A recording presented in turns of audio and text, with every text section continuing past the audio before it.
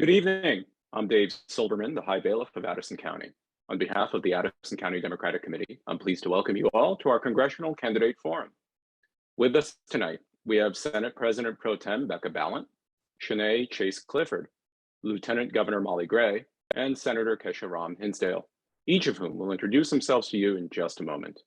One of these outstanding women will be Vermont's next representative to Congress, and tonight they are here to earn your vote.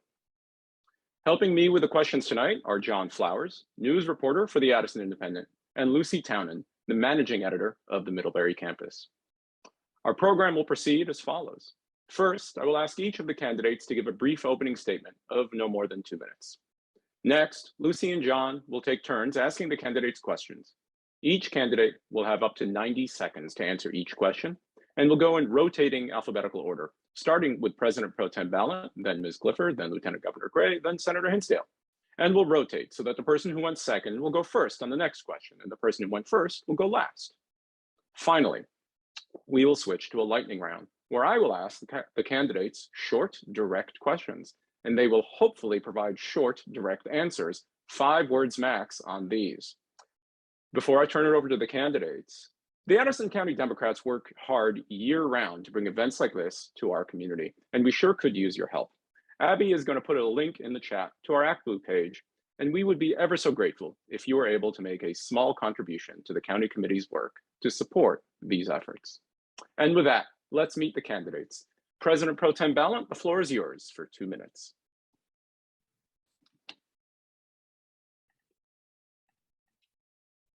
Thanks, Dave. Happy to be here. I'm Senate President Pro Tem Becca Balint. I live in Windham County, and I'm a mom, middle school teacher, and I'm the leader of the Vermont Senate. But where I really want to start tonight is I think so many of us were completely shaken by the news that came out of the Supreme Court last night.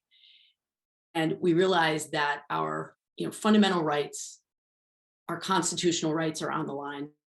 And it has never been so clear to me as it is tonight why I'm running for Congress and why I feel I'm the best candidate in this race. Because the thing about this election is it's going to come down to who is going to fight effectively for our rights. It's about who's going to do the work day in and day out, who's going to stand up not just for abortion rights, but for the rights of LGBTQ, our LGBTQ community, for workers, for families, for investing in childcare, and for justice generally. And that's what I've done every day in the Senate. And that is the way that I've dedicated my life, not just as a teacher in the middle school years, but also as a legislator. And I know many of you know my story. My grandfather was killed in the Holocaust. And so partly why I became a public school teacher was because I understand what can happen when we turn away from each other. People can be horribly cruel to one another. And we have to show up with courage and kindness and compassion, because individuals, when they band together, can actually change things for the better. And that's the spirit and the focus that I brought with me into the Senate every day. I'm the first woman to ever hold the position of President Pro Tem, the first gay person to lead either chamber, and I was elected unanimously by my peers because they know that they can trust me, that I'm a straight shooter, and that they know even when we disagree, I'm going to be there rooting for them. Thank you, Becca. Thank you. Thank you very much. Thank you. Ms. Clifford. Hello, good evening. I would love to spend this whole 2 minutes and many more talking about reproductive justice, but want you all to be able to get a chance to know me. So my name is Shanice Chase Clifford, and I am so happy to be here because I love any opportunity to talk about policy, but also Addison County holds a very special place in my heart. My grandmother, for most of my life before she passed away, lived on Button Bay Road, just outside of Panton Town Line, but technically in Virgins. And I spent so much of my childhood at her farmhouse. There was actually a time in my very early life where my parents were hustling to get my mom's family out of Liberia during the Civil War there, that they couldn't find affordable childcare where we lived in Chittenden. So they drove the 50 minutes down to Virgins to drop me off at my grandmother's house so I could get care while they went to work. And I share that with you all because, well, some of you may remember my grandmother, Jean Chase, and I hope you do. She was an incredible woman. But I also share that with you all because that's part of my story.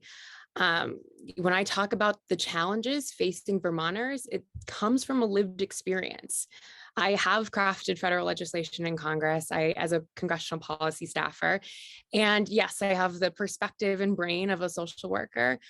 But what's most important for you to know about me is that I know what it's like to grow up in this state and struggle. I know what exactly is at stake with this election because I've lived it. And it takes someone who deeply understands that experience to know that we've settled for incremental Band-Aid solutions for far too long, and that our working families deserve to be at the center of our policy conversations, not at the wrong end of a raw deal. And I'm that someone. So I'm excited to share and be in this conversation with you all and share more about myself. Thank you. Thank you. Thank you very much. Lieutenant Governor Gray. Thank you, Dave. It's wonderful to be in Addison County virtually this evening. I'm so glad that this forum is still happening. I know there was some talk of rescheduling. It's so important that we are here tonight during this incredibly challenging time. I'm also pleased to share why I believe I'm the right person with the right experience at the right time to serve as Vermont's first Congresswoman. My career of public service to our state started long before being elected your Lieutenant Governor. It started in 2006 when I helped elect Congressman Welch and then moved to Washington to serve in his office. I was there when we opened the door to 1404 Longworth and got to work building systems to meet the needs of Vermonters. And then I went on to work for the International Committee of the Red Cross, working to promote US compliance with the Geneva Conventions and working with Congress. I have nearly a half decade of experience working in and with Congress. I've also lived and worked across Vermont and understand the diverse needs of our rural communities and our working families. I'm a proud product of Vermont's education system and of our Vermont teachers from Newberry Elementary School through Vermont Law School. I grew up on a farm in South Newberry. I've lived in Rutland and Tunbridge and Bethel and live today in Burlington with Vermont's 2nd Gentleman. And before serving as your Lieutenant Governor, I served statewide as an Assistant Attorney General. And as your Lieutenant Governor, I've worked to get to every corner of our state, showing up, listening, and giving Vermonters a voice in Montpelier. The challenges we face today and the challenges that are at the heart of my campaign, our workforce, our housing, and our childcare crisis, will not be solved by Vermont alone. In this moment, we need experienced, thoughtful leadership ready to get to work for our state and to deliver for our rural communities and our working families. Thank you. Thank you. Senator Hinsdale. Thanks so much, Dave. And it is a privilege to be with all of you this evening. I don't know about you, but the blood is just pumping in my ears and my brain. Roe v. Wade is going to be overturned. And we are not just in a historic race. We stand at the precipice in a historic moment for this country, where we need to recognize that abortion rights are intertwined with voting rights, are intertwined with LGBT rights, are intertwined with racial justice and access to healthcare. We are in such a pivotal moment in this country, and I spent most of the day reflecting on my own experience accessing an abortion when I was a college student. And I say that because I don't know where I would be today. I certainly wouldn't be here before you as the first woman of color in the state Senate and a candidate for Congress if I wasn't able to access that all important right to abortion care so many years ago. And I remember that fateful day. I was actually a student abroad in Washington, D.C. And I went to the Planned Parenthood clinic in Washington, D.C. And there were throngs of anti-abortion protesters pulling at my clothes and praying in my ear. And a worker from the clinic came out, grabbed my arm and said, "I've got you." And that's what we need to do for Vermonters and for people around the country right now, is look at them and hold on to them and say, "I've got you," in one of the toughest moments we faced in the better part of a century, not just for abortion access, but coming out of a pandemic and having families hanging on by a thread. And that's who I will be for you in Washington, is your fighter for our working families, our climate, our democracy, and ensuring abortion access no matter your zip code. It's a privilege to be with you here tonight, and I hope you will join our movement that is at the intersection of labor, climate, and justice. Thank you. Thank you. I'll turn it over now to our guest moderators. Lucy, you're first. Great, thanks, Dave. So, as many candidates have already mentioned, in the past few years, abortion rights have been restricted through several different measures, including recent bans on most abortions in states such as Florida, Oklahoma, and Kentucky. In addition, recent news coming from Politico and other news sources last night has indicated that the Supreme Court is likely poised to repeal Roe versus Wade. So, do you support any restrictions on abortions? And what is the most appropriate next step for the Democratic Party to take in Congress in regards to abortion rights? Senator Ballant, you're first.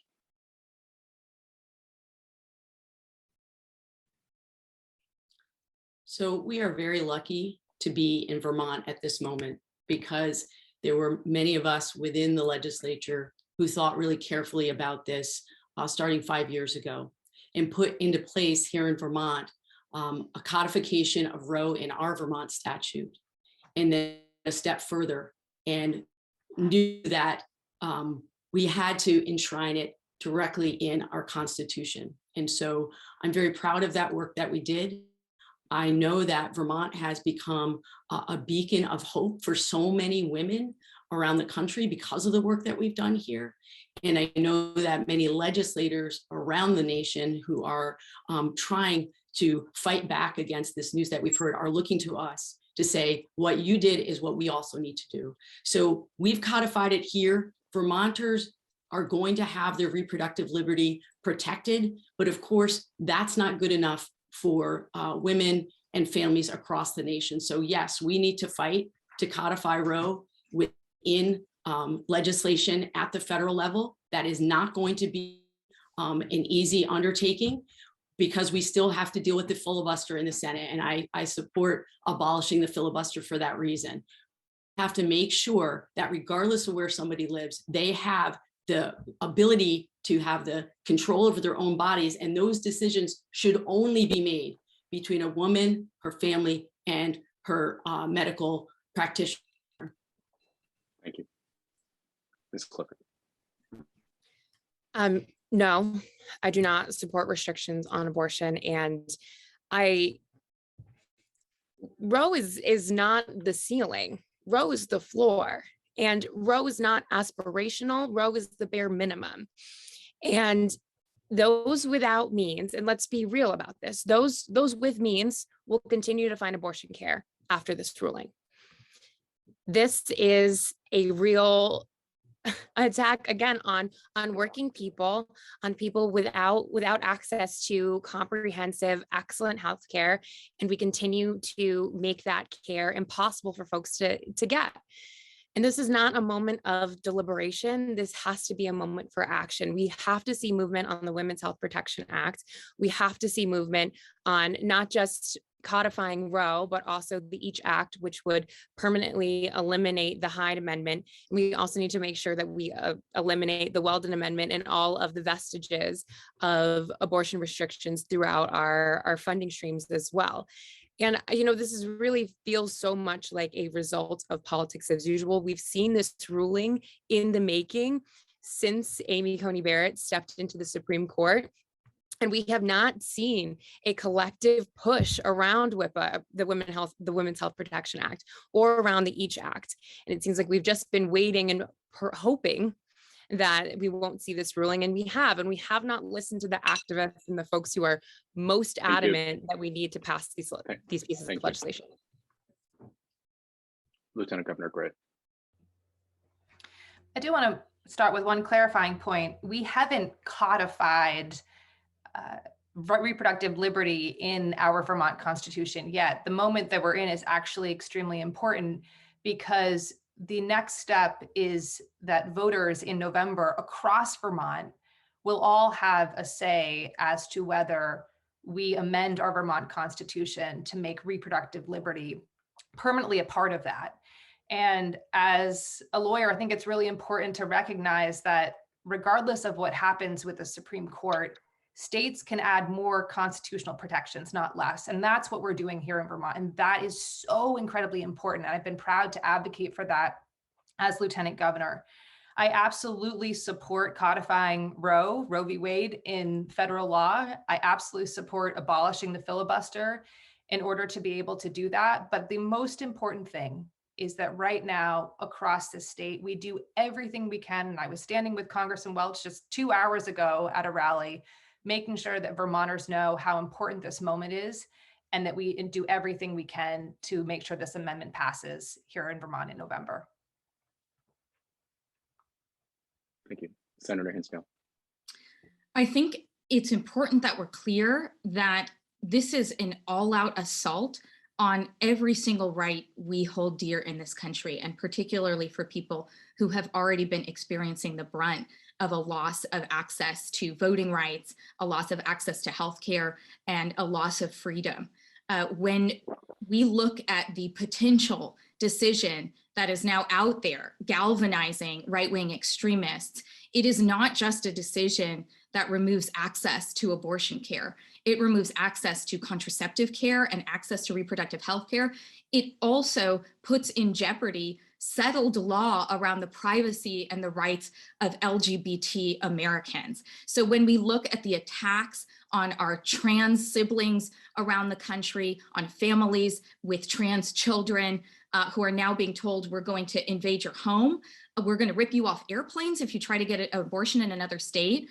We already know that for many women of color, many immigrants, many low-income women, it was already difficult to access an abortion. But now criminalizing the very act is going to mean devastation in so many communities and so many states. What can we do at the federal level? We have to remove any institutional barrier to securing our rights, not just to abortion access, but the right to vote, and enshrine as many liberties as we possibly can. And I want to pause and say, it shouldn't just be Democrats. And I know it's, a little dicey in a forum largely of Democrats, Addison County Democrats, to thank the governor, but I want to thank him for standing with us today.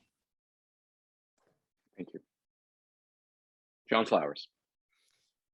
Yes, so President Joe Biden last month announced an additional $800 million in military assistance to the Ukraine, bringing the total military aid since Russian forces invaded in February to more than $2.5 billion. How would you balance military aid to Ukraine with calls for more resources for domestic programs, including tuition forgiveness and healthcare reform? The question will go first to Ms. Clifford, then Lieutenant Governor Gray, then Senator Hinsdale, then Senator Ballant.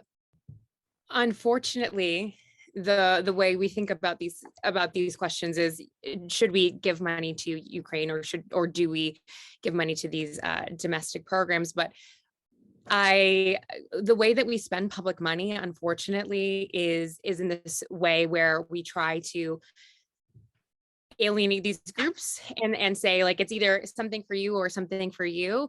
And really our efforts should be tied, and we give corporate handouts all the time.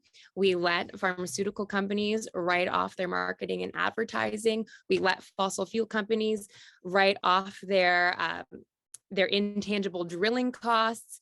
We give so many handouts to people in our country who exploit our labor and exploit our climate and exploit our service members. And then we're asked to make these choices between livable wages and support for communities that are in the midst of a traumatic war that is riddled with human rights violations. So really, it's not a question of who do we support? It's really, who are we trying to help within our tax code, and how do we source public money and make sure that folks are paying their fair share throughout the system? Thank you. Lieutenant Governor Gray. I think the question sets up a important sort of two-part answer. One, military spending, and is our defense budget really aligned with our greatest military concerns? I would support a full review of military spending, making sure that we have a Department of Defense that's really well equipped to meet the needs of today, be it climate action or climate change. I think there's a lot of wasteful spending. And the second part of the question is on student loan debt and loan forgiveness. We absolutely have to address that. It's making sure that our current budget aligns with our greatest needs and making sure that those who are making gazillions of dollars, billionaires, are paying their fair share so that we can afford investments in childcare and paid family and medical leave and eliminating student loan debt. Thank you. Senator Hinsdale. You might hear a common thread here tonight that we shouldn't just look at the dollars that government currently has at its disposal, but acknowledge that we have billionaires who are launching themselves into space, who are buying social media apps for $45 billion because they're offended by what's being posted on there, and at the same time are driving down the benefits and the wages of the workers who are helping power their companies. So the money is there in the economy, the money exists. We just haven't had the courage in Washington to make sure that it belongs to all of the people, and particularly those who can benefit from it the most and are doing the most labor to produce it. I am, my ancestors are from Ukraine. This hits home for me. We have crises around the world. So many of them are based on our desire to maintain a fossil fuel-based economy that still comes from the greed of corporate interests who want to make sure that we are not transitioning to cleaner power that we can produce in our own backyard. So I want to acknowledge that as we recognize that we should absolutely increase the resources we get to Ukraine, and we need to stop playing either or games about where these dollars can come from and how we reinvest them for the people who need them most globally and here at home. Thank you. Senator Ballin. I agree wholeheartedly with what the other candidates have said. It is a false choice. And it is the work that we already do right now in Vermont. We're constantly trying to balance competing interests. And so that will not be new to me. Right now, we're trying to decide how do we fund remediation of PCBs in schools while also figuring out how to feed our children. And so, yes, we need to make sure that we have a fairer taxation system, and we need to make sure that we're taxing the rich and corporations and using that money to target it to the people most in need. But the situation in Ukraine is important, not just because of the horrible suffering that is happening in Ukraine at the hands of Putin and his armies. Ukraine is a bulwark for democracy right now. And we're at a moment in history where if we do not come out strongly for democracy and strengthen republics across Europe, across Asia, and across Africa, we're going to see these nations toppling because we're seeing aggression from fascist and authoritarian forces. And so I strongly support the aid that President Biden has committed to Ukraine. And I think that he is showing through those commitments that we actually can do both. Thank you. I have to say, I'm going to give bonus points. I'm keeping score. I'm going to give bonus points to everyone who does not need to be interrupted to stop. So good job to all of you. Lucy, you're next. So current President Joe Biden has been considering action to forgive student debt for certain borrowers, announcing as recently as April 26th that he is considering dealing with debt reduction. What do you believe is the role of the federal government in reducing student loan debt? And if there is a role, how should the federal government go about achieving this? This time we'll start with Lieutenant Governor Gray. I want to begin before moving to the question to just state unequivocally my support for military assistance for Ukraine. I just wanted to articulate in my question the defense spending and the defense budget, which is astronomically high, but without question, I support everything that our president and our country is doing to support Ukraine. But on the question of student loan debt, this is quite personal for me. I graduated from law school with over $100,000 of debt, and carrying that debt over the last decade has forced very, very challenging decisions around where to live, working a second job, doing everything I can just to chip away at that debt. And I know that Vermonters deal with that every day. On average, Vermonters have $2.5 billion in federal debt. So I absolutely believe and know that there is a role for the federal government, for the president even, executive action to cancel student loan debt. But canceling student loan debt doesn't fix the problem. We also have to reform access to higher education, investments in workforce development, in our tech schools and vocational schools and apprenticeships to make sure that the next generation can go into the good paying jobs without that debt and be vital members of our community. Thank you. Senator Hinsdale. Thanks. So first of all, I just want to say it is a privilege and honor to have the support in this congressional race of the Sunrise Movement chapter on Middlebury campus. And it's allowed me to get to know some more amazing young people and remember why I often say that the young activists and leaders of the moment don't just give me hope, but give me courage to be a better legislator and to think more about how we can underpin, support, and empower you all to simply take over. I mean, you all are ready and you're doing an amazing job. We don't just need to cancel student loan debt. We need a full pre-K through 16 system that invests in young people from their earliest years through their opportunity to figure out who they are and how they want to give back in their community and in society. That's what we need to be investing in. And if and when we cancel student loan debt, we also need to be thinking about why and how we have saddled young people with so much debt in the first place. How do we bring down the cost, maintain the quality, and ensure that we don't make young people mortgage their dreams to be able to access a college education before they're ready to make such formative decisions about their future. Thank you. Senator Ballin. Yes, I believe strongly that we need to cancel student debt. Like so many Vermonters, I had significant student loans. My spouse and I were able to make it work by scrimping and saving and making sure that we could pull together the resources that we need. And I was able to do it because I was a member of a union as a teaching assistant, and that made it possible for me to make ends meet. But millennials and Gen Z Vermonters are doing something that older generations didn't have to do. What they're facing is different. Everything costs more now, even when adjusted for inflation. Higher education costs, higher housing costs, higher healthcare costs. And now they're also facing, an inflationary crisis. So it's holding so many Vermonters back, buy homes, don't feel like they can start a family right now. And yes, I support President Biden's plan to cancel a portion of student debt, and he should make that promise. But I'm in support of more cancellation than he put forward. Student debt, though, is only the first step. We have got to make college more affordable. And previous generations had the opportunity to get a good education without being saddled with crushing debt.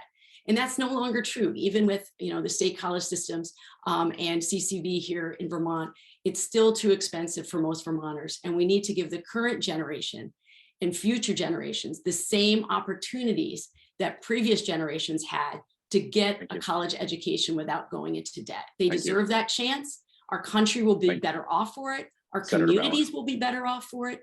And the other piece that I want people to understand is this economy demands college and graduate school. We should help them pay for it.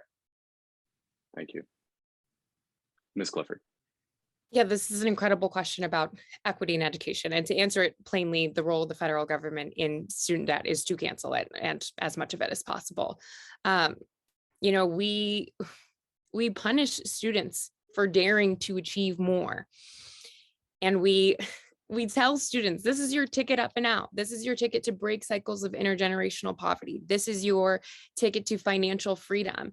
And then we hand them a bill that only makes those cycles worse. It is estimated that 53% of millennials like myself won't be able to buy a house, either because their student loan burden disqualifies them from a mortgage, or they can't afford both a mortgage payment and their student loan payment. So that is exactly why we need to cancel as broadly as possible student loan debt. And we also need to consider the the large amount of private loans that many students have. I think the average private student loan borrower has over $40,000 in loans with a private borrower, and also making sure we're holding accountable those predatory lenders, and also making sure private or for-profit universities rather are held to a high level of scrutiny and are also held accountable for further duping students and telling them that this is your ticket up and out, and then stamping them with a degree that doesn't mean much, or, you know, evaporating in the midst of their education. So it's not just canceling the public student debt, but it's also making sure we are thinking systematically about how to make education cheaper, but also thinking about the folks that might not be captured in that broadest pool of cancellation. Thank you. Thank you. John, I believe the next question is yours. Yep. I believe a couple of you alluded to inflation earlier, and inflation is gutting Americans' buying power right now. The Consumer Price Index increased 8.5% for the year that ended March 2022, following a rise of 7.9% from February 2021 to February 2022. The 8.5% increase in March was the largest 12-month advance since December of 1981. What is your plan for containing inflation? This question will go first to Senator Hinsdale. Thank you. We've been talking a little bit about the give and take in our state budget. And, you know, I've been on the phone with the Vermont Food Bank that's talking about the price of eggs going up 63% alone. And how are we going to make sure that we can keep feeding Vermonters who are going hungry? It has changed our calculations on everything that Vermonters are facing and how we ensure that their basic needs are met. And we look at that in the context of a national conversation where articles are saying Americans need to set aside $5,000 extra to account for inflation at the moment. I don't know where most Vermonters would get an extra $500, let alone $5,000. So this is an incredibly grave situation. And yet that inflation started to occur without a related increase in the minimum wage. And so often we're blaming, oh, if we raise the minimum wage, then inflation is going to increase. And I'm proud to have fought for a long time for a $15 minimum wage. And this year we put an accelerator in our effort to get to a $15 minimum wage so that we will get there by 2024. And in past years, I have experienced, you know, incredible pushback. We all have when we try to ask for a $15 minimum wage. That bill was on our agenda for the better part of a month, and we heard absolutely no disagreement with that figure, because we are finally starting to recognize that there are still Vermonters living on less than $15 an hour, and we can barely understand how they are surviving without working multiple jobs. And so I'm glad we're raising the minimum wage to $15. Senator Ballin. So the last report that I read on this inflationary crisis really seems to indicate that the main driver, the majority of the problem, can be linked to price gouging. And I think that that is something that Vermonters see at the pumps. They see in prices on the shelves, and it's a serious concern. Similar to you know, what Senator Rom Hinsdale just alluded to.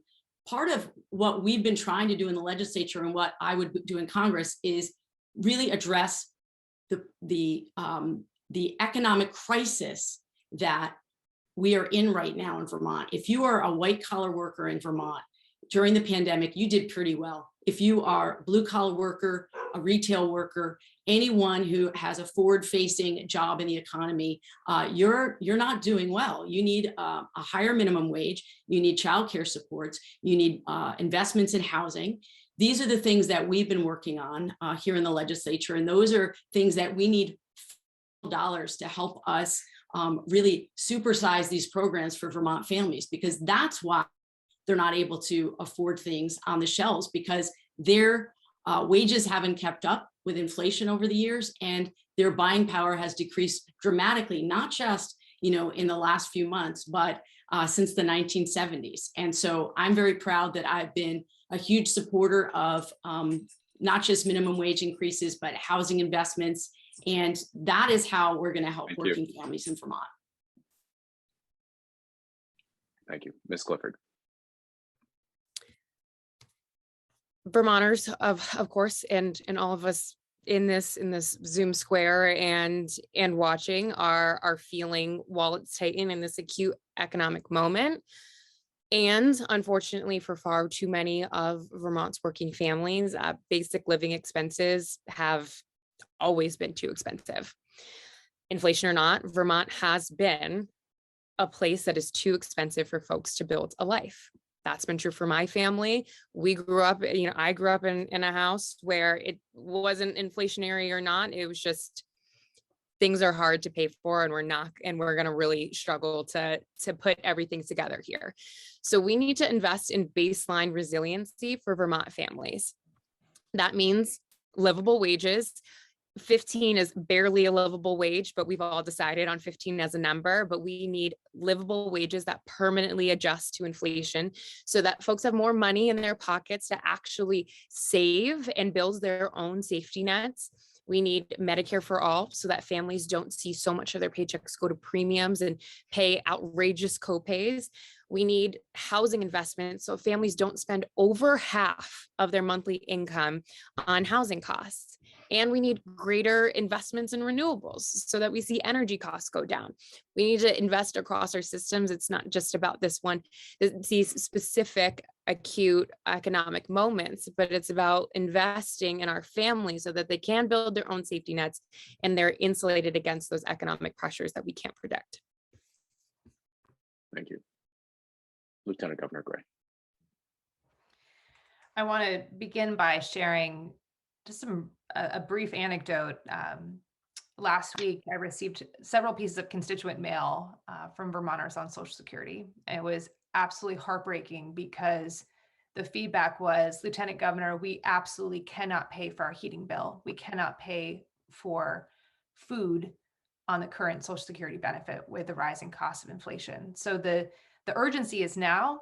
We absolutely have to reform Social Security and recognize the cost of living that many Vermonters are facing, especially older Vermonters across our state. But it's not just about raising the minimum wage, which we absolutely have to do.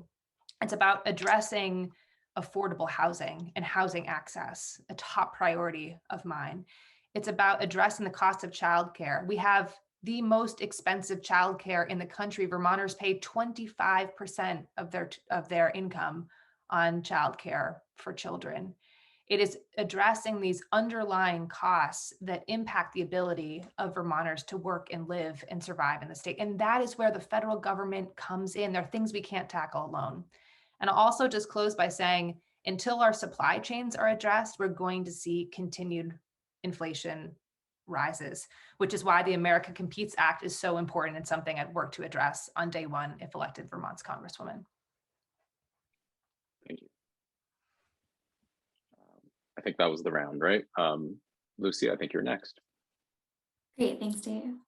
So while the passage of the Affordable Care Act in 2010 brought significant changes to healthcare reform in the United States, additional healthcare reform has continued to be a focal point in Congress, including the suggestion of several single-payer national health insurance plans from legislators. Would you support any version of a single-payer healthcare plan? And what should the role of private health insurance be in the United States? We'll go back to Senator Ballin. So it is long past time for Medicare for all. And I met a woman in Bennington last week who told me that she is using significant portions of her retirement money for savings. She's a state employee and she has to pay over $2,500 a month for her daughter's insulin to help keep her alive. And think about that. This is a drug that keeps her daughter literally alive, and she is spending her retirement savings because it's her daughter. And there are stories like this all over Vermont. And when I think about when I gave birth to my child, my first child, I had to spend weeks and weeks when I recover from the delivery arguing with the insurance company about what they were going to pay for. So yes, we need Medicare for all. I strongly support that. It is also so important that when we think about Medicare for all, we're thinking about mental health as well. I think we often forget that the body does not stop at the neck. And so we're in a mental health crisis right now in Vermont, and that has to be part of any single payer plan going forward, making sure that people are getting the mental health supports that they need. Thank you. Ms. Clifford. Medicare for all, full stop, nothing short. We have to put a stop to the increasing privatization of Medicare as well. And so as we're moving towards this benchmark, we have to address the privatization of what we have, of the little pieces of public health care that we do have. You know, we have seen private equity healthcare acquisitions, and I saw a statistic recently that a wonderful Vermonter who I think is watching, who is watching tonight, sent me that since the ACA passed, healthcare premiums in the top six health insurers, 3 of which are some of the largest companies behind Amazon and behind Walmart, are the largest companies in our nation. Healthcare premiums have increased 150%. These companies are so deft at passing off cost to premiums and continuing to push costs onto consumers. We also have seen, for folks who are on Medicare now, you know, across the country being brought into direct care entities that they did not ask to be a part of. And so we're seeing these pieces of Medicare be chipped away by privatization, and we need, that is why it is more urgent than ever. And also, you know, we just left we haven't left, we're still in the thralls of a pandemic, and to not have a public health care system feels ridiculous. And that care provided in the system needs to be comprehensive and excellent. The one last thing I will tuck in here is that if people are not seen for the totality of who they are, that care stops being accessible.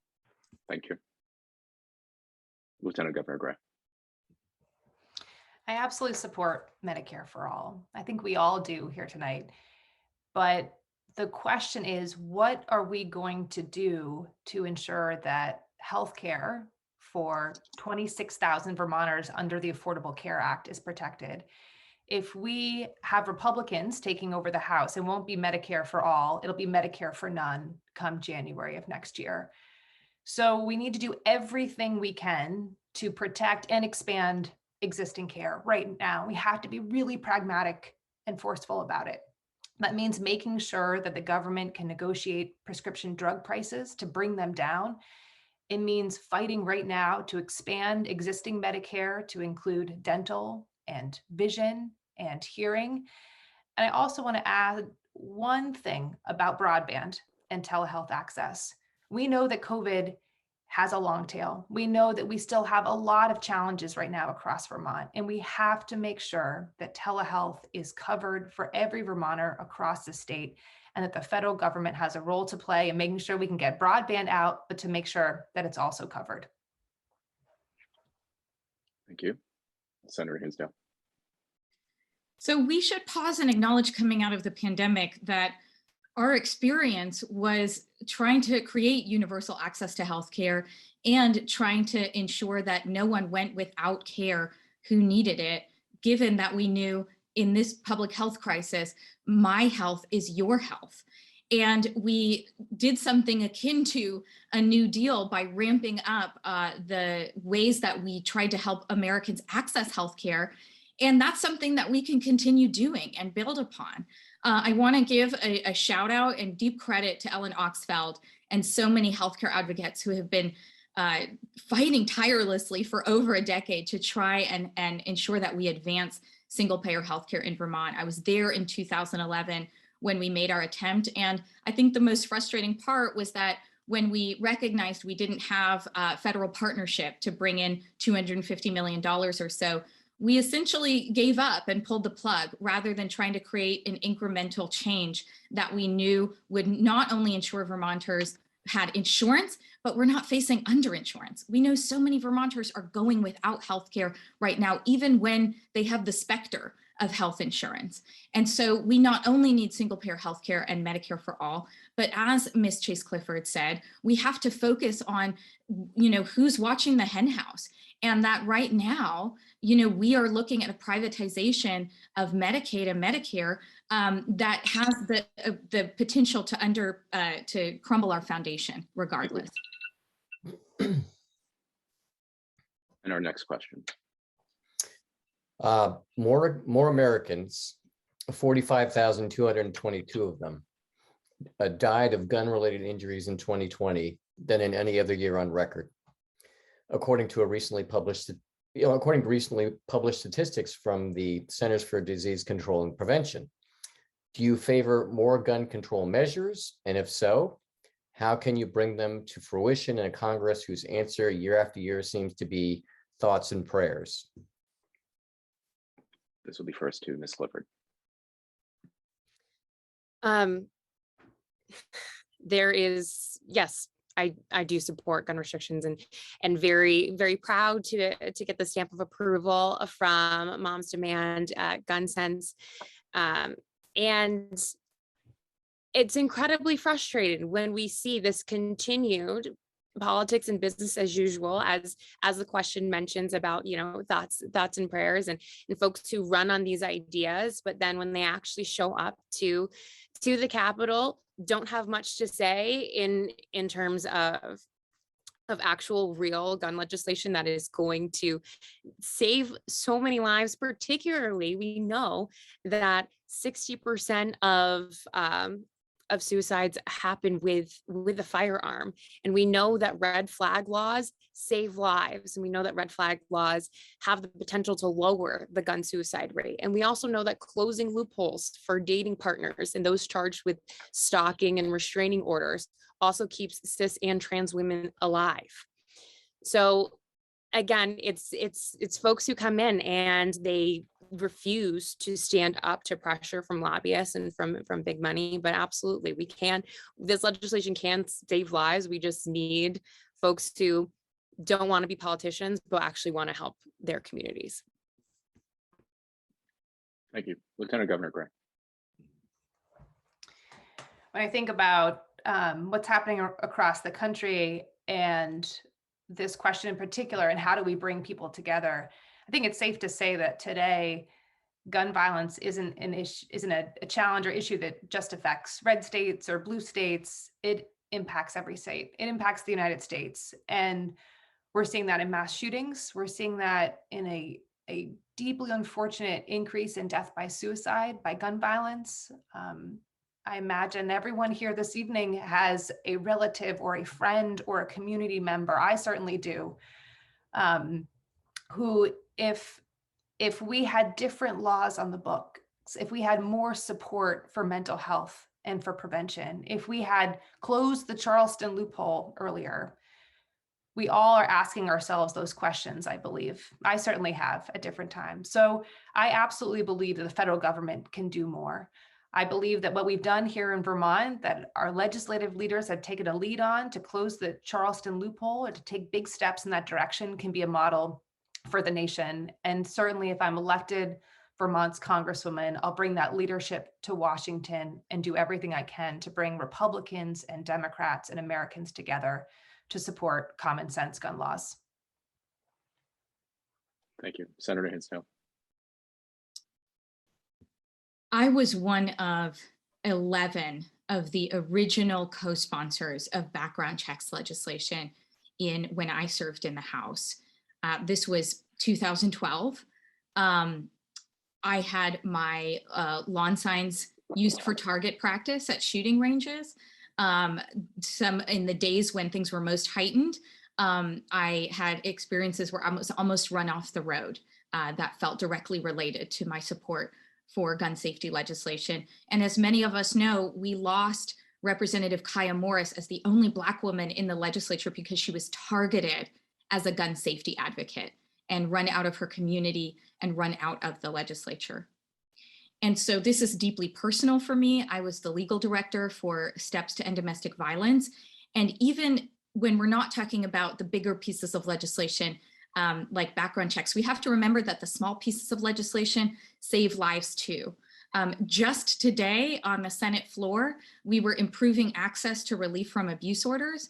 And I said, hey, this is something I've done day in and day out. And there's a lesser known provision that ensures that we have relief from exploitation for elders who also face the threat of guns and gun violence. And so we improved that bill based on access that I had to information and experiences helping people achieve safety from gun violence. With the remaining time I have, I just want to add that there are many communities that experience gun violence in the form of policing, and we have to address police reform as well. Senator Ballant. So I've been a champion on this issue for many years, and the first package of gun violence prevention measures that passed in 2018 passed through the Senate when I was majority leader. I worked very hard on that. And I was really driven to do that work because of what happened in Sandy Hook. When you are a parent and you see those images on TV of kids being slaughtered, and you think, finally, this is the time when we're going to wake up and do something about it. And then nothing happened.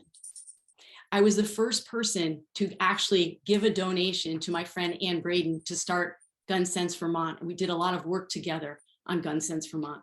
This year, as President Pro Tem, we passed another package of gun violence prevention laws, really targeted on reducing the situation with domestic violence in Vermont, which is not just troubling, it's alarming.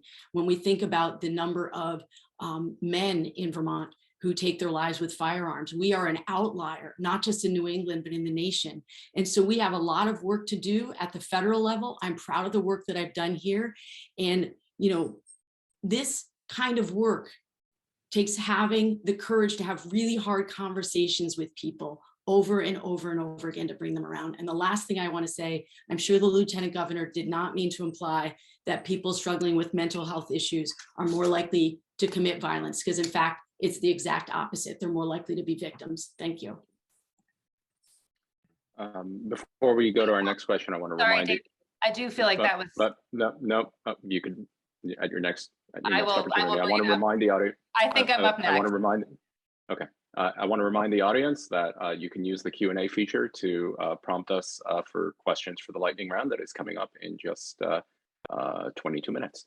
Okay, next question goes to, I'm sorry, is it Lucy, is it your question next? Yes, it is. So we are now entering the third year of the COVID-19 pandemic, with cases again rising throughout the United States.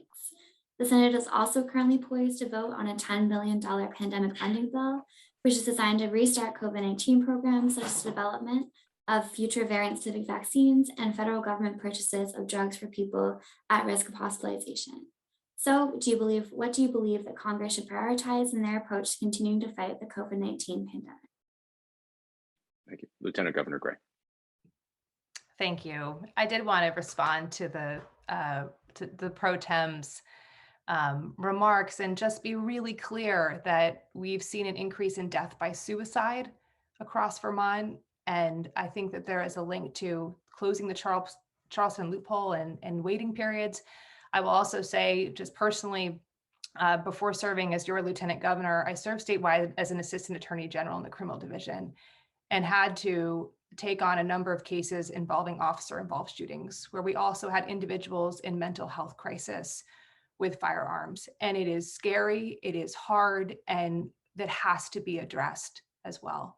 But to this question, and I believe the question is around funding for COVID. I do believe right now that we have to invest in guarding against the next pandemic, which means investing in research, supporting the NIH, making sure that we continue to follow and trust the science as we look at foreign assistance and humanitarian assistance, making sure that we're looking to countries where we still see cases on the rise and supporting the distribution of vaccines. This pandemic isn't over. And while we've done such a good job here in Vermont, and I'm proud of the work that I've done with the governor to support our response to this pandemic and with the legislature, we have to stay diligent, and we have to do that at the national level and globally. Thank you. Senator Hinsdale. So addressing the threat of a global pandemic has never been more important than coming out of the one we just experienced. And not only that, but recognizing, as James Maroney said in his question, that climate change is the defining crisis of our time. And there is, as scientists point out, that we are reaching the point of no return with human and living creatures suffering from the threat of global climate change. We also face a dual threat that the more wildlife that interact in different ecosystems they had before because of temperatures increasing means the greater risk that there will be pandemic-borne illness from wildlife and flora and fauna mixing that had not before.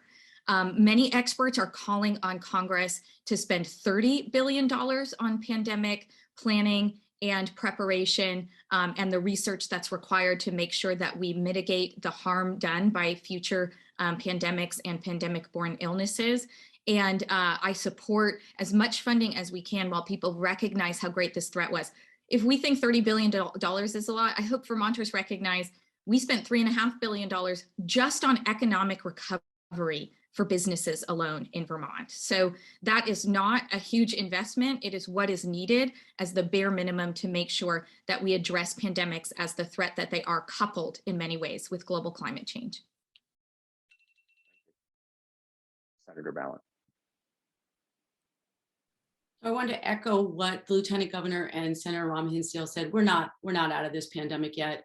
We've got high rates of infection here in Washington County, in Burlington, and several other corners of Vermont. And we're hearing it in our morning committee in economic development.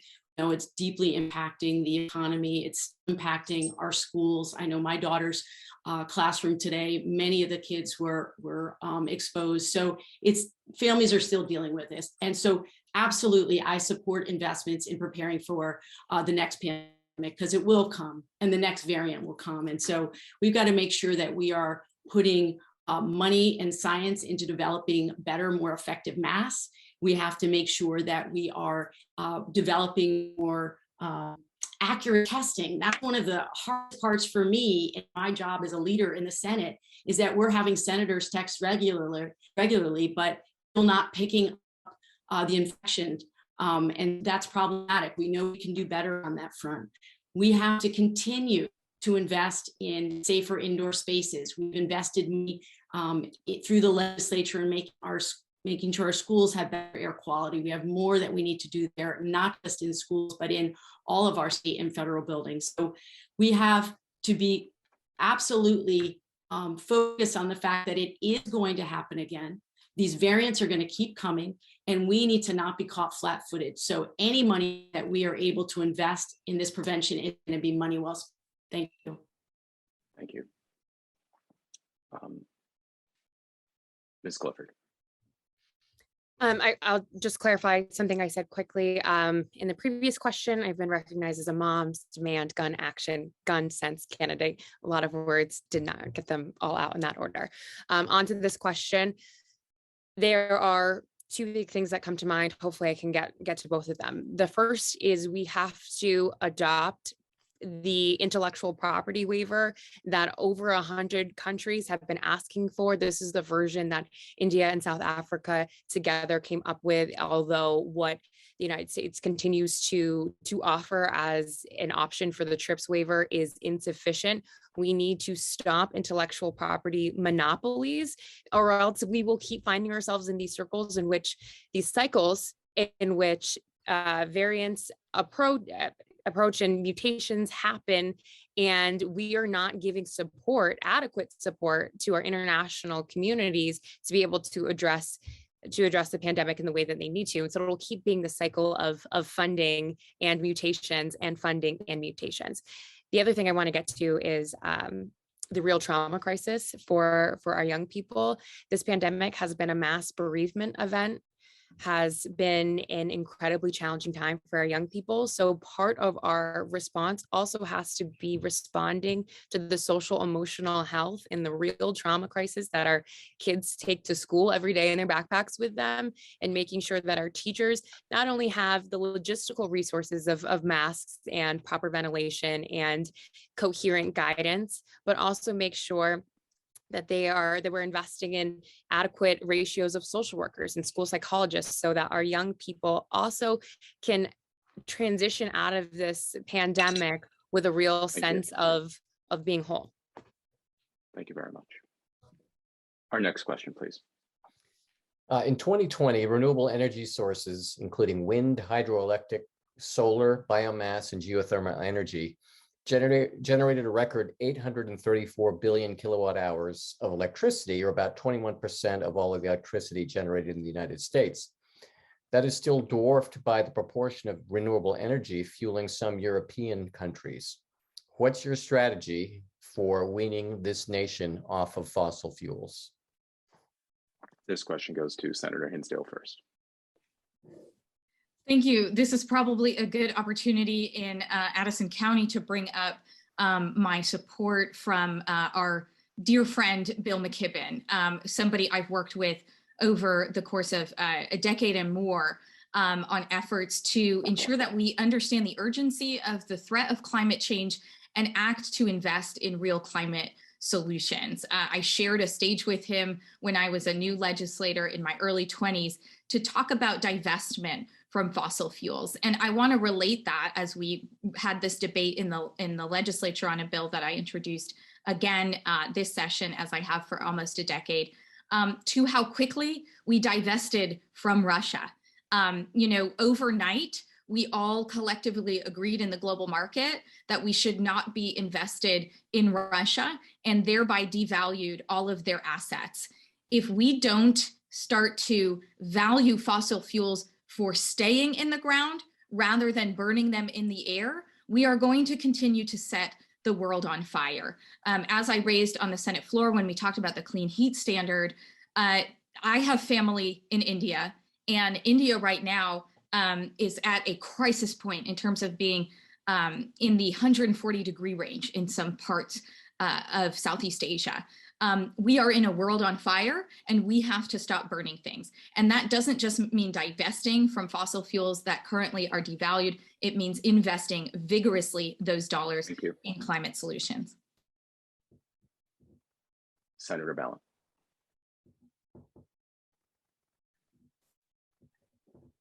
So first and foremost, we have really got to tax the heck out of fossil fuel companies. They be held accountable for the damage that they've done. And, when you have children ask you all the time about the climate emergency at the dinner table, it brings it into sharp focus. And my kids ask me regularly, are we still going to have winter here in Vermont? So it is an existential crisis for them and for all of us. And, this year, under my leadership, the Senate has passed a budget with around $200 million in climate mitigation efforts. And a significant amount of that funding is going to go to programs aimed at helping low and moderate income Vermonters to cut their energy costs and also their carbon pollution. But we all know, and I think we're all aligned on this, is that we need a nationwide response.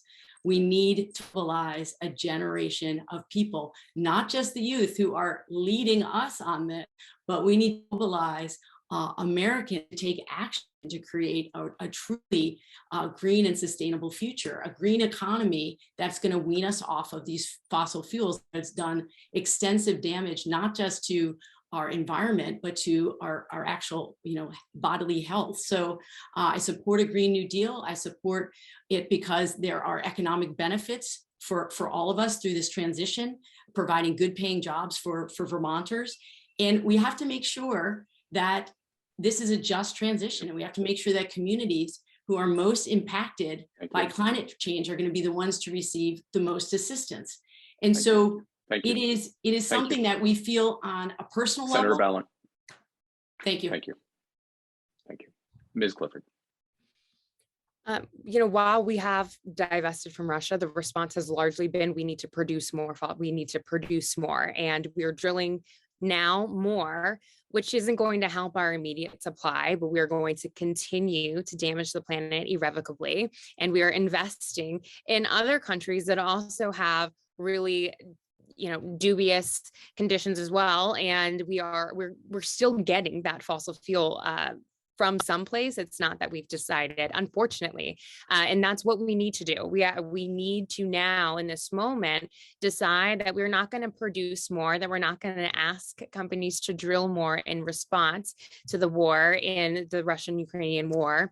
We also need to make sure that we are stopping the underpricing of fuels, and we can do that without imposing costs on consumers, because we can hold these companies accountable for price gouging. And also, we have to pursue this in tandem with the same types of investments in our working families that we need to do any of these policies that we want to see. So we need to invest in a livable wage so that our families can make just traditions. We need to invest in affordable housing so folks don't see half of their income go to housing costs, and they can think about these transitions and make sure that that housing is invested from the beginning with climate resiliency, and ensuring that landlords can't use loopholes in climate resiliency redevelopment to evict people. So we have to approach these things together. It's not just things that have green in the title. Thank you. Lieutenant Governor Gray. Everything that we're talking about tonight, none of it matters unless we address climate change. And we do so right now. And we're in a very special moment where there is an opportunity to move quickly. I want to talk about what that looks like in three levels. One, at the local level, and where Congress can provide more support. We're already seeing a move across Vermont to weatherize more homes, to install more electric vehicle charging stations, to get more Vermonters into electric vehicles, and to install more heat pumps. A lot of that has been possible because of the support we've received from our federal government. So that has to continue, number one. And I hope if I'm elected, I'll be on the Energy and Commerce Committee and be able to carry on that work. Two, solar panels won't deploy themselves. Heat pumps won't install themselves. We have to invest in the climate workforce. Number three, without removing our reliance on fossil fuels, without stopping fossil fuel subsidies, we're going to continue to send the same signal to Americans and Vermonters that that's the direction we're headed. Now is the time to invest fully in renewables and to send that signal to make the investment. And finally, we have to be really consistent in our participation in and support for the Paris Agreement. I'm proud to have the endorsement of Todd Stern, the chief negotiator of the Paris Agreement. And as an international lawyer, I know that we have to be able to engage regularly with international partners, with parties to the agreement, to make sure that all the work that we're doing in Vermont and nationally is work that leads to a global plan, which we have to take seriously at this time. Thank you. We may only have time for one more question before the lightning round, and chatting with Lucy, we'd like to give that question to John. So John, please ask your question. Yes, so it's becoming increasingly difficult for Vermonters, and indeed most Americans, to afford housing. Affordable housing, in quotes, is defined as consuming no more than 30% of one's income. How would you promote the creation of more affordable housing in Vermont and nationwide? This question will start with Senator Balint. Thank you. This is some of the work I am most proud of, the work that I've done in the Vermont Senate. I've served on the Economic Development Housing Committee for all 4 terms, and we passed the largest housing investment in decades. In my first term in office, $125 million, but at that time it was the most, and that pales in comparison to the investments that we've been making in the last few years. It was incredibly important to me then. It's even more important to me now. We know we have an acute housing crisis across Vermont. People cannot find houses from Brattleboro all the way up to Burlington, and that is at every income level. And it's been a problem for a long time. It's become more acute because of the climate refugees that have come up here. And so housing really sits at the center of so many of the problems that we face here in Vermont. And we all know that people who need supports, whether it's mental health supports or substance use supports, they can't get that support. They don't have a safe, affordable place to live. So I will be keenly focused on this at the federal level as well. We know that in when my parents were kids, they and when they were enough to afford housing, the federal government was making investments in infrastructure for water and sewer for neighborhoods all over this country. And that's why my parents were able to afford housing. We don't have those same supports now. I'm hoping the supports that we got from the federal government will help us build more affordable housing, but it is regular Vermonters are absolutely being priced out, and folks in the workforce right now, we have tens of thousands of open jobs right now, and we can't recruit for them because we don't have housing for them. So I'm proud of the investments that I've made. I know that we still have so much more to do. Thank you. When traveled around the state. Senator Ballard. Thank you so much. Sorry, Dave. Sorry. Ms. Clifford, you're next. Housing is the core of our communities. Investments in housing are investments in education, investments in public safety, economic security, and in healthcare. And that is why codifying and upholding housing as a series of rights is my utmost important priority. For building more affordable housing, there are a lot of ways the federal government can do this. And I think that includes addressing a lot of our inhumane zoning, our patchwork of zoning throughout the state. And there's ways that we can incentivize changes in zoning by tacking on bonuses and investment and infrastructure investments, and really working with communities to get to a place where we can build affordable housing and also bring together our communities and make sure that all of our communities can thrive. That also means that we have to fully fund the housing voucher choice program. Currently, only 1 in 4, so 25% of voucher eligible families actually receive any federal assistance. And I've worked with folks who are on the brink of losing their housing, who are on the brink of losing that incredibly hard earned voucher. And I've sat with them while they make those terrifying plans of how am I going to get my kids to school? How am I going to shower? How am I going to get to work if I lose this voucher and I get evicted? And that trauma of housing instability, even the threat of housing instability, stays with you and it manifests in every part of your life. And so as long as we have a housing crisis, we are going to have a parallel trauma crisis. So it is that. Gotcha. Thank you. Lieutenant Governor Gray. I said in my opening this evening that the greatest challenges that we face as a state will not be solved by Vermont alone. And I want to be crystal clear. When folks ask, Molly, why do you want to go to Washington? It's because of our workforce crisis. It's because of our housing crisis. It's because of our childcare crisis, and they are all interlinked. But to speak to housing specifically, I've talked to countless employers, most recently at the Rutland Regional Medical Center, where they have offered amazing jobs, really good paying jobs at the hospital to employees, potential employees outside of the state who could not come to Vermont because they couldn't find housing. So what do we need to do? If elected your Vermont's Congresswoman, I'd increased investments in water and sewer so that we can work to build. Increased investments in addressing our supply chain challenges so that we have the supplies we need. Investments in our workforce, our carpenters, our good paying union jobs, our electricians that are so desperately needed, the most important jobs when it comes to building, to making housing affordable and available. And then making sure that Vermonters can access and afford housing through supports like the LIFT Act that supports first-time home buyers. My purpose and my energy for this issue is so clear because of what I know of our needs at this moment and where Congress can play a role. Thank you. Senator Hinsdale.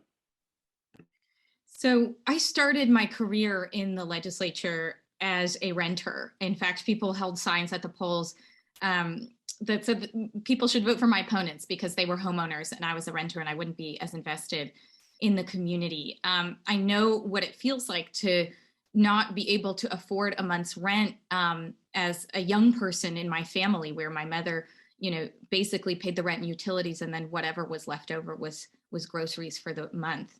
And that's the story for so many Vermonters. And it is what has made housing a centerpiece of my legislative career, from serving on the Housing Committee as the only renter once upon a time over a decade ago to serving on the Housing Committee now. And a common thread has been that for so many Vermonters, they want to access home ownership. I pioneered the first-time homebuyer tax credit, and that pilot served 75 Vermont families, average age of 31, average income of 60,000. And when I left the legislature, the Republicans said, that was such a great idea, let's expand it. And now it's serving thousands of Vermonters. And so I introduced the formative housing legislation that we're using this year as a vehicle for all of our housing reform, which is going to have first generation homebuyer grants in it to start to recognize that homeownership is still unattainable for those folks who don't have generational wealth in their families. As you've heard, I've gone to communities where there are 300 job listings and 3 housing listings. And that's a problem we need to solve for. Thank you very much. We're into my favorite part of every debate, the lightning round, where we get quick answers to quick questions. And we'll continue in the rotating order. So the first one will go to Ms. Clifford first. I think at this point, maybe I don't even need to call you out by name, as you guys know the order. Let's just go through it. First question. If you are not the nominee, will you vote for the Democratic nominee in November?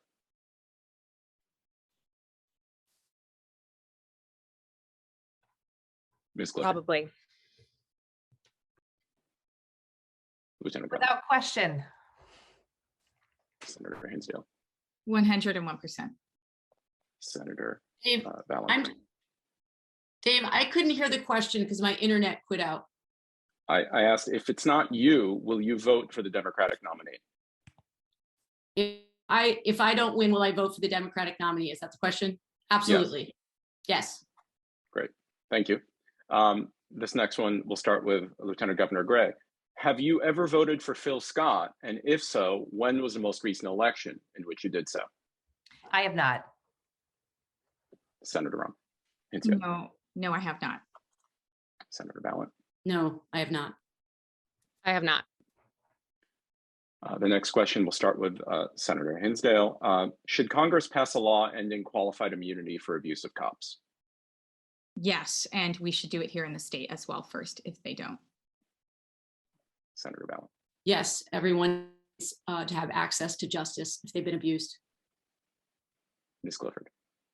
Yes, accountability is the only way we build trust in our communities. Lieutenant Governor Gray. I do support ending qualified immunity for law enforcement officers. Thank you. I'll remind you, I'd like to try to limit it to 5 words. We're doing like 7 to 10, it's close. The next question will, Senator Ballant will go first. Should Congress bail out troubled state employee pension funds? Yes, perhaps not entirely, but yes, they should give support. Ms. Clifford. Yes. Lieutenant Governor. Yes. Senator Hinsdale. I worry that gives us an excuse to pass the buck, but potentially. The next one will go to Ms. Clifford first. Should congressional staffers be able to form a union? Absolutely. I worked in that place. Absolutely. Lieutenant Governor. I'm with Shanae, yes. Senator Hinsdale. Yes, and to my knowledge, my campaign staff are being compensated at the highest rate, and we have a line item for healthcare for my campaign team right now. Senator Ballant. And so, and I'm having trouble with the internet, I apologize. So absolutely, yes, they should be able to unionize.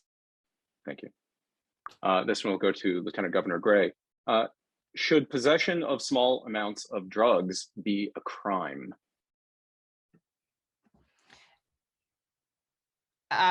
When it comes to, if you're asking about legalizing marijuana and decriminalizing marijuana, yes, I support that. That was not the question. The question is, should the possession of small amounts of drugs be a crime? Depending on the drug, yes. Senator Hinsdale. We should decriminalize all drugs and treat addiction as a disease. Senator Ballin. No, it should be treated as a crime. Ms. Clifford. No, it shouldn't be treated as a crime. Thank you. Senator Hinsdale, to you. Should Congress pass a law banning police officers from making pretextual traffic stops when there is no public safety threat involved? Yes, I didn't know that was on the table, but I'm proud of Sarah George for pioneering that. Senator Ballin. I'm sorry, Dave, I couldn't hear the question. Again, the question was, should Congress pass a law banning pretextual traffic stops without a public safety rationale? Yes. Ms. Clifford. Yes.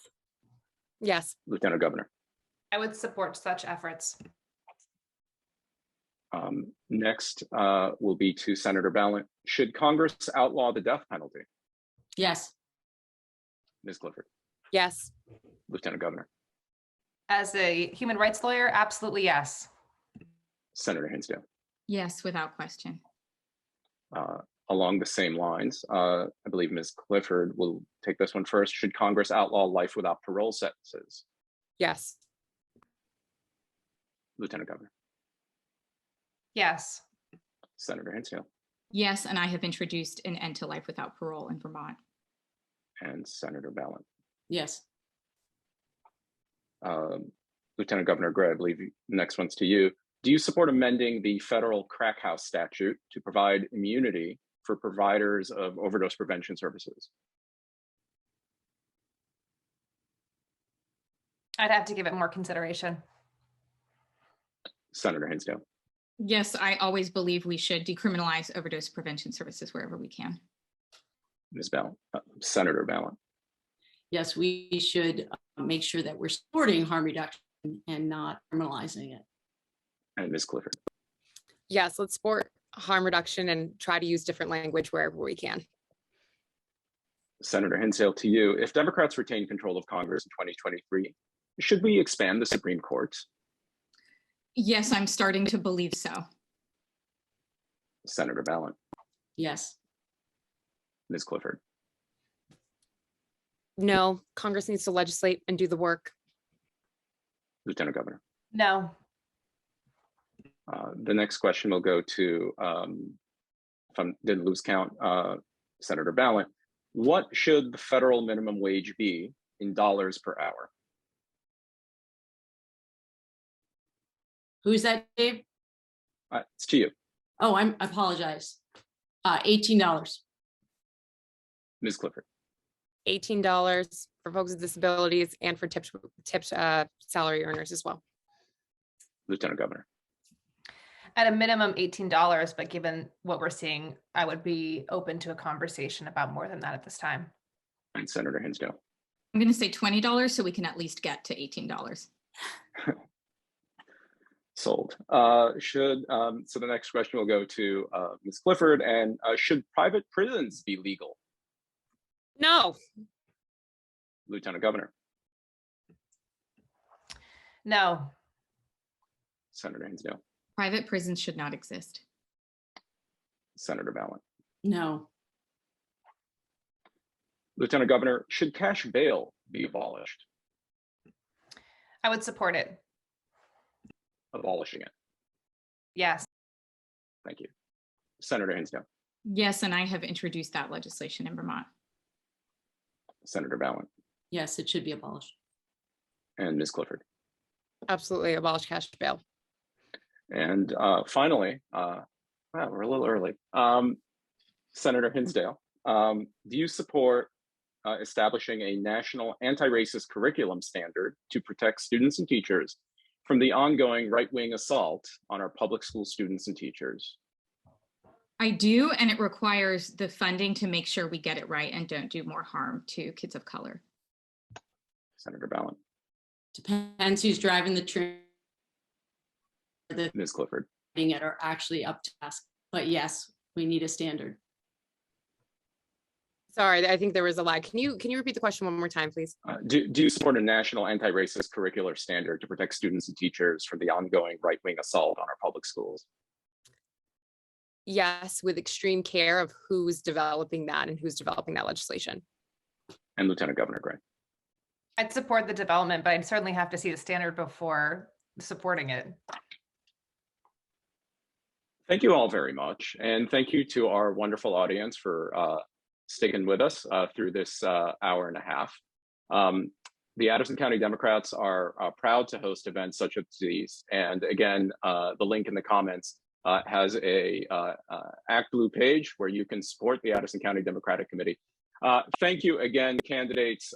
You are all, we are really blessed as a state to have such high quality candidates running for office. And I look forward to supporting whichever one of you wins the nomination in November. And with that, I will say good night. Thank you, Addison County. Good night, Dave. Thank you. Thanks so much. Thank you all. Dave. Thanks, Lucy. Thanks, John.